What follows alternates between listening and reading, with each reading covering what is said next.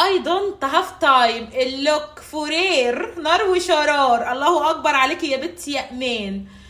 الغبيه في الفيديو ده ما تتابعنيش على طول، انا قايله لكم انا ما بحبش الست الغبيه. الريل ده عايز الست الفاهمه العاقله. نيجي مع بعض كده وتسمعي الكلام المهم اللي انا هقوله في الريل ده. ازاي تبقي ست بتشغل عقلها والراجل يقلق منها؟ ازاي تبقي كياده؟ هتكلم في الموضوع ده. ازاي تتسهوكي وامتى تتسهوكي؟ ناخد بقى الموضوع ده خطوه خطوه خطوه يا صاحب الخطوه. الله اكبر على الفرير. طيب اول حاجه، ازاي ابقى ست ذكيه؟ ازاي ابقى ست دماغي شغاله؟ خدي بالك الست اللي بيبقى دماغها شغاله بتنجح. رقم واحد، اللوك فظيع. المهم اول حاجه لازم تتعلميها ان انت تبقي ست بتعرفي نقطه ضعف الراجل اللي قدامك.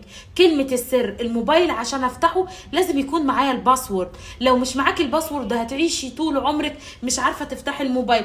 طب افتح الموبايل ازاي يا ايمان؟ ادخل بخطه ايمان الاباجوري. نقطه ضعف الراجل السهوكه.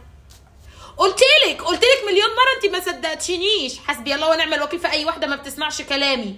استهوكي كده ونعمي صوتك، اتمسكني، عيطي لك دمعتين تمساحي، امسكي قطره كده وحطي في عينك لو ما بتعرفيش تعيطي، شغلي الطاسه شويه. جمهوري فين؟ في الورز فين؟ جيش دونت هاف تايم يركز معايا قوي قوي قوي في الريل ده.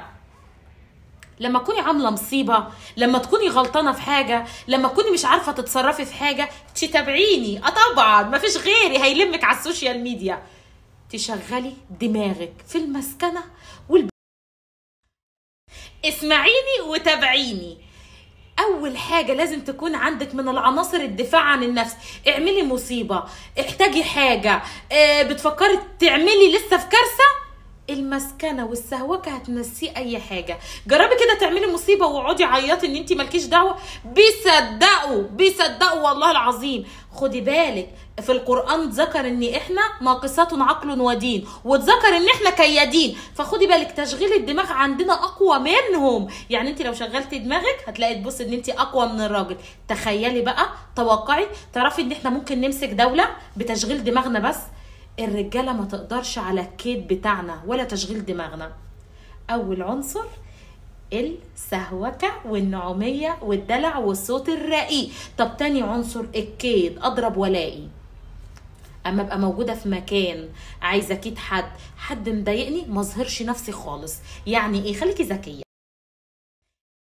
اول ما يكون عينك على حد، سلفتك، حماتك، اخت جوزك، صاحبتك، زميلتك، معرفش مين، اي حد بيضايقك ويكيدك، خليكي سايلنت وما تظهريش خالص. اضربي من تحت الحزام عشان تلاقي. هتظهري الغيره، هتظهري الكيد، هتظهري فكرك وخططك، هتخسري. لكن نعمل في صمت. سيب الشخص اللي قدامك يطلع كل اللي عنده وانت خليكي قاعده كده.